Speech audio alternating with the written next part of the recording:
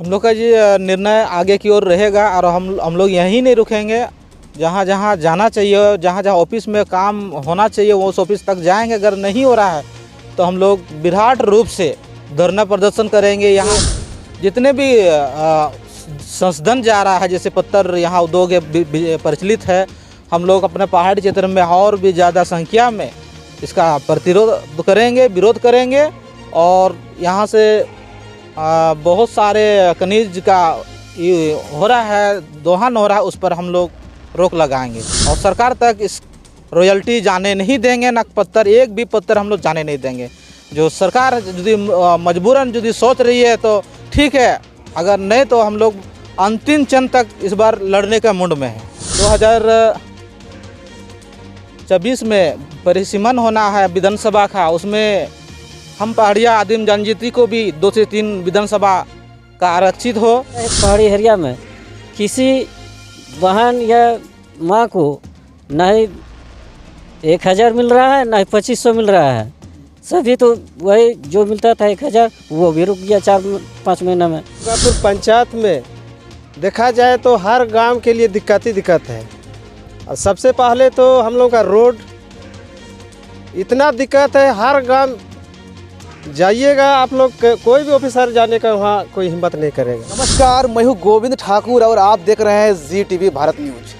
अगर हम झारखंड में बात करते हैं तो झारखंड में नए सरकार यानी कि हेमंत सरकार का गठन हो चुका है।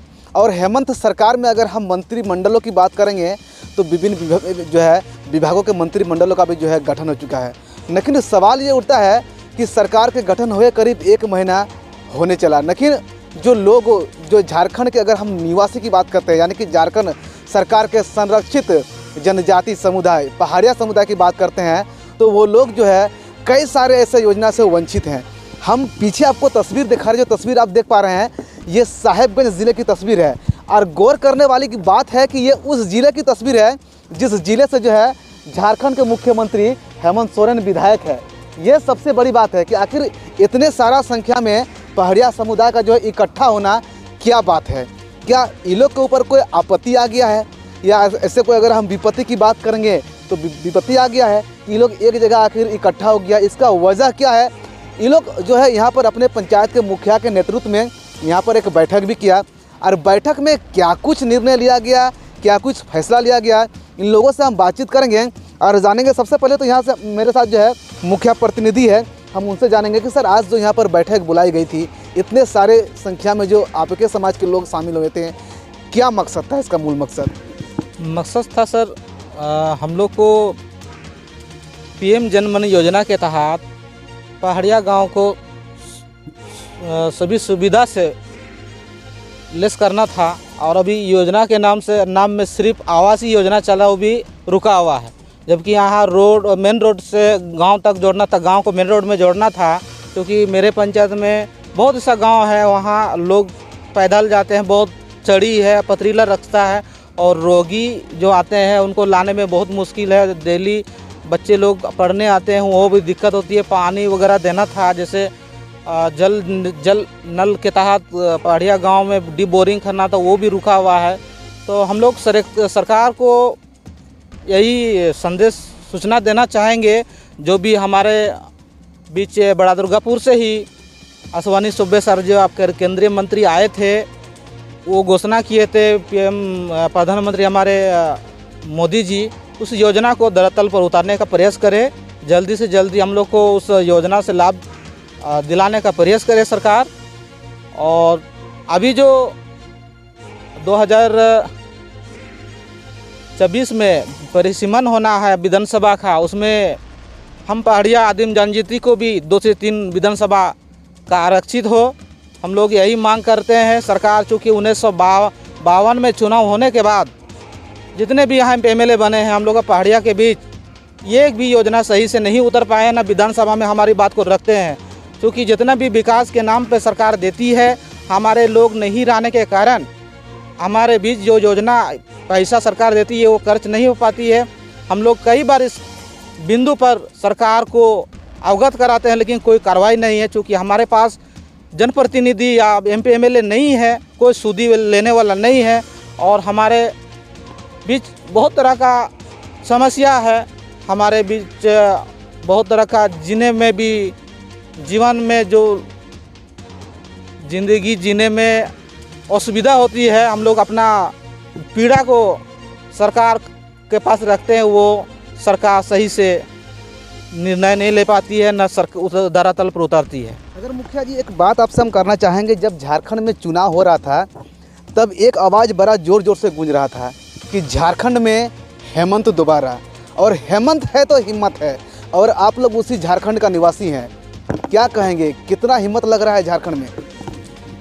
सरकार हमारे माननीय मुख्यमंत्री साहब को यही चाहेंगे, हम लोग के बीच जो भी असुविधा हो रही है सुविधा से लेस करें, हम लोग के बीच भी योजना पहुंचाने का प्रयास करें। हम लोग के बीच में स्वास्थ्य बहुत ख़राब स्थिति में है। हमारे भी पहाड़ी क्षेत्र में भी स्वास्थ्य केंद्र हो, जहां भी है वहां आधुनिक उपकरण उपलब्ध हो, और बेसिक स्कूल को हाई स्कूल किया जाए। बहुत हमारे पॉपुलेशन बढ़ गया है, जहां बच्ची लोग गांव के स्कूल में, अभियान स्कूल में पढ़ करके आगे की शिक्षा प्राप्त नहीं कर पाती है। इसीलिए हमारे बीच भी उच्च स्तर शिक्षा का व्यवस्था के लिए हॉस्टल सहित आवासीय स्कूल खोला जाए, जो कि आगे का शिक्षा प्राप्त कर सके। मुखिया जी, आप सरकार पर स्वास्थ्य सिस्टम को लेकर सवाल उठा रहे हैं कि हम लोग का जनजाति समुदाय के गांव में जो है स्वास्थ्य की स्थिति बदहाल है, लेकिन अगर हम हेमंत सरकार की बात करते हैं तो उन्होंने एयर एम्बुलेंस की सुविधा दिया है, यहाँ तक कि साहेबगंज में बोट एम्बुलेंस का सुविधा दिया है, बाइक एम्बुलेंस का सुविधा दिया है। सरकार तो सुविधा दे ही रहा है, लेकिन हमारे यहाँ तो वैसा नज़र तो नहीं आ रही है, क्योंकि सरकार व्यवस्था की हो तो हम लोग को जानकारी में नहीं है। मेरे क्षेत्र में तो नहीं पहुँचा अभी तक, तो हम जानकारी में नहीं है। और अगर हम स्वास्थ्य को एक जगह रख दें, शिक्षा के मामले में जिस प्रकार आप बता रहे हैं कि हम लोग का बहुत ऐसा गांव है जहां पर स्कूल भी नहीं है, वहां के जो बच्चे हैं वो बच्चे जो है शिक्षित नहीं हो पाते हैं, स्कूल दूर हो जाता है। कई ऐसे गांव हैं जहां के बच्चे दूर दराज पढ़ने के लिए जाते हैं और वो शिक्षा से दूर हैं। तो मैं सरकार से मांग करता हूं कि उस क्षेत्र में आवासीय स्कूल खोला जाए, क्योंकि बच्चे लोग जो है गांव से आना जाना करते हैं, जिसकी वजह से गांव में भी असुविधा है, बैठने उठने में घर का सुविधा नहीं है, लाइन का सुविधा नहीं है, पानी का सुविधा नहीं है, जिसके चलते बच्चे पढ़ नहीं पा रहे हैं। इसीलिए हमारे पहाड़ी क्षेत्र में आवासीय स्कूल अति आवश्यक है। अबू आवास का क्या स्टैंड है मुखिया जी, कितना लाभ मिल रहा है आपका पंचायत में लोगों को? अबू आवास तो हमारे पहाड़िया लोगों को वंचित रखा गया है, चूँकि जनमन आवास बोल करके दिया गया था, लेकिन वो भी अभी बंद हुई है। बहुत लोग रजिस्ट्रेशन करने में चुका हुआ है, अभी बहुत लोग वंचित है। तो अभी सरकार से मैं निवेदन करता हूं कि हम लोगों पहाड़िया लोगों को भी अबू आवास से जोड़ा जाए, उनको भी लाभ दिया जाए। अगर हम आपकी पंचायत की बात करते हैं बड़ा दुर्गापुर, तो भारत सरकार के केंद्रीय मंत्री अश्विनी चौबे ने आप ही के पंचायत से जो है जनमन आवास का आगाज़ किया था। आप सरकार पर सवाल दाग रहे हैं, यानी कि यहाँ के जिला प्रशासन पर सवाल दाग रहे हैं।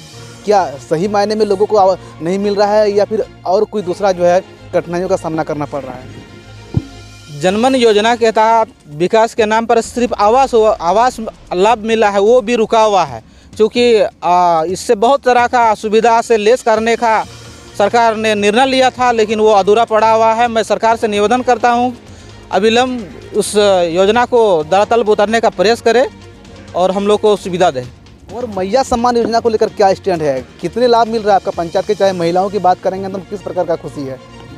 यहाँ तो अदर पहाड़िया के बीच अच्छा ही इस माहौल है, चूँकि उन लोगों को मिला है और पहाड़िया लोगों को नहीं मिला है। मैया सम्मान योजना से वंचित रखा गया, फॉर्म भरने से मना किया गया था, इसीलिए बहुत से पहाड़िया जनजाति के लोग जो आदिम जनजाति पेंशन मिल रहा है, जो वंचित रह गया, वो लोग भर नहीं पाया। और जब वो अदर कास्ट को दे रहे हैं तो समान अनुपात में हमारे पहाड़िया को भी 2500 दिया जाए, या 2500 जो सरकार चला रही है वो दिया जाए। इसके अलावा मुखिया जी और क्या कुछ समस्या है सड़क को लेकर, बिजली को लेकर? किस प्रकार का विकास का कार्य आपका पंचायत या आपके जनजातीय समुदाय के गाँवों तक पहुँच रहा है, क्योंकि सरकार काफ़ी एक्टिव है इस मामले में?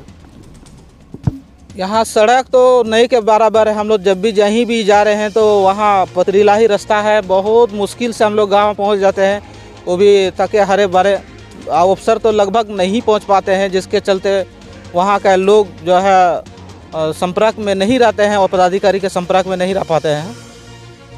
काफ़ी सारे कठिनाइयों का सामना। बहुत सारा कठिनाई है, हम लोग चाह के भी नहीं कर पाते हैं क्योंकि सरकार का सिस्टम फेल है यहाँ। मेरे साथ मुखिया जी है, इस प्रकार बताया कि अगर खास करके हम साहेबगंज की चर्चा करते हैं तो साहेबगंज पत्थर उद्योग को लेकर जो है काफ़ी चर्चे में है। और ये ज़िला जो है मतलब कि यहाँ के अगर हम मुख्य रूप से अगर संसाधन की बात करते हैं या रोज़गार की बात करते हैं तो पत्थर खदानों में ही लोगों को रोज़गार मिलता है। और यहाँ के ग्रामीणों ने साफ शब्दों में ये कह दिया है कि यदि अगर हम लोगों को का जो समस्या है वो समस्या का समाधान अविलंब यहाँ के जिला प्रशासन या सरकार नहीं करती है, या फिर हम लोगों को रोज़गार के मामले में अगर हम लोग को रोज़गार मुहैया नहीं कराती है, तो हम लोग का जो खदान में जो पत्थर खनन हो रहा है उस पर हम लोग जो है घेराबंदी करने का काम करेंगे। और सूबे के सरकार को ये बताने का काम करेंगे यदि हेमंत में हिम्मत है तो हम लोग में भी हिम्मत है। कि अगर हम जो है जाहिर सी बात है कि अगर मुख्यमंत्री हेमंत सोरेन हो या फिर यहाँ के जिला प्रशासन हो, यदि पहाड़िया समुदाय के गाँव तक अगर इन सुविधाओं को अगर दुरुस्त नहीं करते हैं तो आगे क्या कुछ हो सकता है वो तो अभी बताया नहीं जा सकता है। लेकिन जिस प्रकार इन्होंने उलगुलान कर दिया है कि अगर हम लोग का समस्या का समाधान नहीं हुआ तो हम लोग आने वाले समय में सड़क से लेकर सदन तक सरकार के खिलाफ आंदोलन करेंगे। Govind Thakur, ZTV Bharat news, Sahibganj.